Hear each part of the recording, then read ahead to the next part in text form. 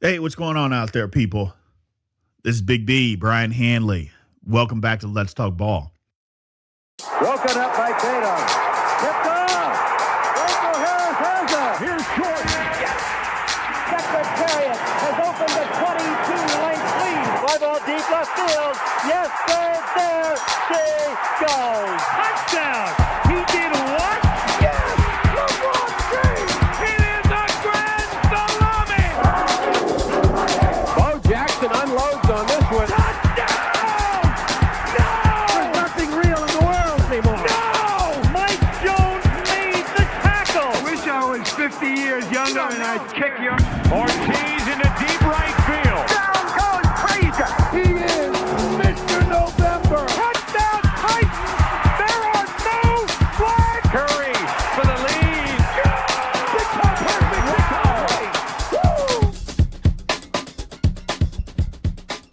You know, today, let's talk about something that about 67% of the country plays during football season, and that is fantasy football. I mean, let's face it, people got into watching football. You have a favorite football team. You know, you don't, hey, I just like watching the NFL or college football or whatever the case may be. People root for specific teams. That's just the way that it works. Me, I'm a diehard Steeler fan. I don't know why. It's just been that way since I was 2 years old. I've been a Steeler fan my whole life. So when it comes to fantasy football, do you find yourself rooting against your team because you need that extra 2 points or whatever the case may be? Let me just speak from my personal experience.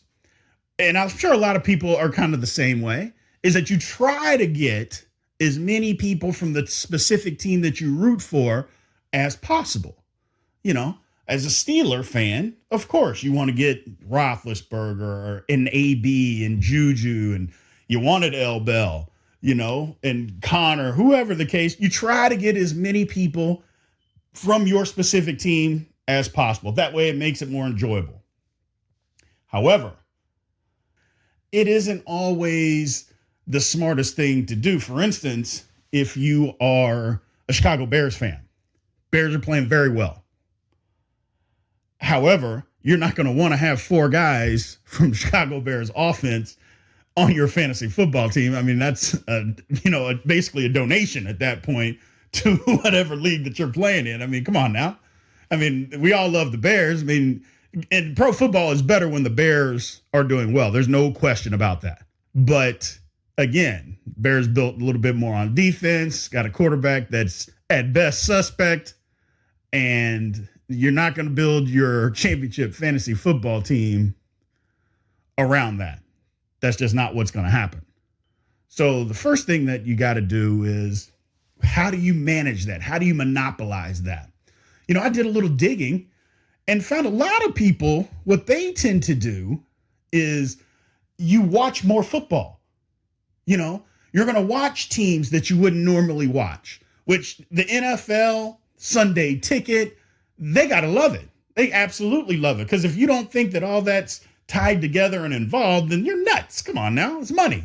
And anytime money's involved in the NFL, you know, they're businesses. You know, we love the NFL. We love that it's a football game. We love what it does. It brings excitement, brings joy, things of that nature. But come on now. It's a business. And it's $1 billion business at that. It's not just some, you know, make a couple $100,000 a year. You know, no, NFL is $1 billion a year business. And those are just facts. So that's what it is. So having said that and knowing that, they love it because more people are going to watch things with Sunday Ticket because you're going to get it because you want to be able to watch your guy play. You know, if he's in San Diego or in Miami or Seattle or the Giants, wherever they are, you're going to get Sunday Ticket. More people are going to tune in and buy it so that they can watch their guys play. And even me, when the Steelers are not on, I'm flipping through, watching every game, watching to see where my guys are, you know, and that's just the way of the world. That's, you know, this is the fantasy football world that we all live in these days. Now, so bringing it back, does it take away from watching your team? At first thought, again, hey, you try to get as many people, but my gut feeling is telling me that it does. Because, again, fantasy football, people aren't just playing fantasy football for the heck of it. That is not something that is happening. Fantasy football is being played for money. Okay? People are trying to win. And you're not just trying to win to say, hey, I won fantasy football. Otherwise, you have nothing invested. And when you have nothing invested, then you don't root. So if I have nothing invested, now I'm a football nut. So I'm going to get Sunday ticket regardless.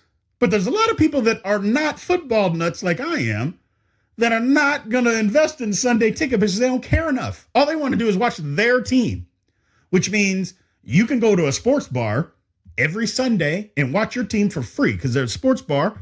You can find a specific one your team will be on. And you didn't have to invest any money. Again, NFL, they love it.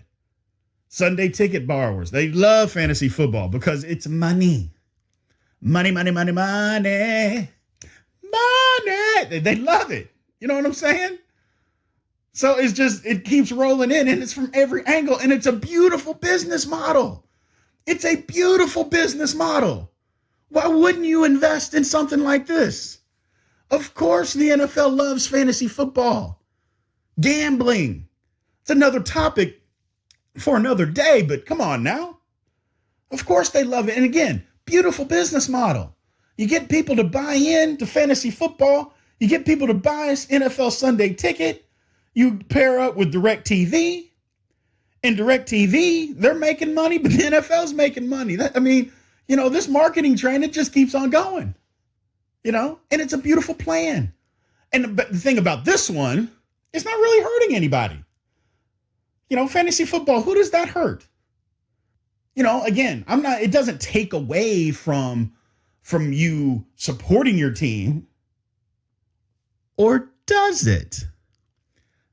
Think about this for a second.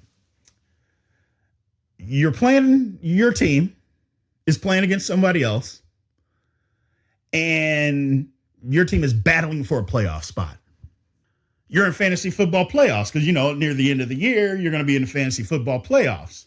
Let's just say your league, if you win it, you win $1,000. Now, $1,000 is, to be honest, is kind of on the low end of a fantasy football winning league. That's, it just is. But whatever the case, money's money. So, to me, every penny counts because pennies spend just like dollars spend. They don't spend as much, but if I save up enough pennies, I can buy whatever I want, So let's just say that's the case.